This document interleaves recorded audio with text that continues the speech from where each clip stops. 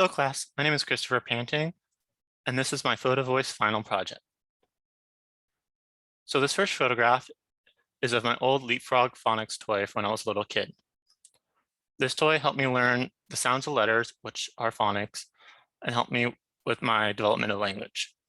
All you had to do was press a letter, which was the button, and the toy will create the sound of the letter. There's also a spot for kids to write on the bottom to practice spelling. I believe that there was also a lot more to this toy, like games, but because it has not been used in over 20 years, it does not work.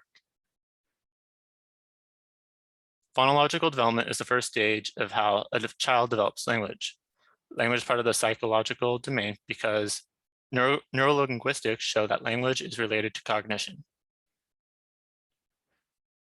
As I got older and entered my middle childhood years, the toys I began playing with were divided by gender. As you can see of this photo that I took inside Target, the left side is what girls are supposed to play with in our society. It's pink. Girls are supposed to play with Barbies, play dress up, and princesses. On the right side is what boys are supposed to play with. The color is blue. They're supposed to play with masculine toys like fake guns, cars, and action figures. Through differential reinforcement, boys and girls learn sex-appropriate behaviors based on how they are rewarded or punished for violating or adhering to the gender norms. Gender is part of the anthropological discipline because gender stratification is not natural and varies among different cultures. It is not natural for a certain gender to like a certain color and to play with certain toys. After graduating high school and entering early adulthood, I became aware of the systemic racism in our society. Last year, riots broke out after the death of George Floyd, after he was brutally murdered by a police officer. Businesses boarded up their windows to protect themselves from the looting. I took this photo in downtown Long Beach on Pine Avenue, and this is one of the last buildings with it still boarded up. You can even see on the store title where half of it was burned off from the looting. Black Lives Matter supporters spray painted murals of prominent Black figures, which I show in this photo. Systemic racism is part of the sociological discipline because there's a long history of racism in American society.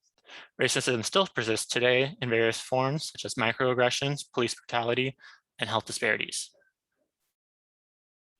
This last photo is of me working at a skilled nursing facility during the COVID pandemic. My time working here was primarily with patients in late adulthood. There's a lot of variation among older adults. There are a lot of adults that are living active and healthy lives and that will never step foot into a nursing facility. But because I was working in a nursing facility, I spent a lot of time with very unhealthy older adults. Health depends heavily on the individual and their environmental factors throughout their entire life.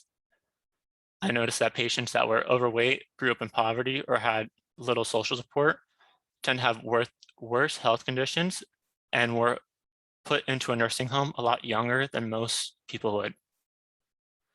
Health is part of the biological domain because health is based on how the individual is physically and psychologically. Change occurs across the entire lifespan. To understand change, we need to view human development through different disciplines. In the psychological domain, I was able to learn about sound and language development skills through my old Leapfrog toy. The anthropological domain explains how American culture formed my concept of gender. The structure of gender is still apparent today, as we can see how the toy aisle was divided by gender in Target. The sociological domain taught me about systemic racism and how it still affects society today. Black Lives Matter protests are also proof about change is still being made positive in society. Lastly, I saw the biological domain firsthand when working with older adults in the nursing facility.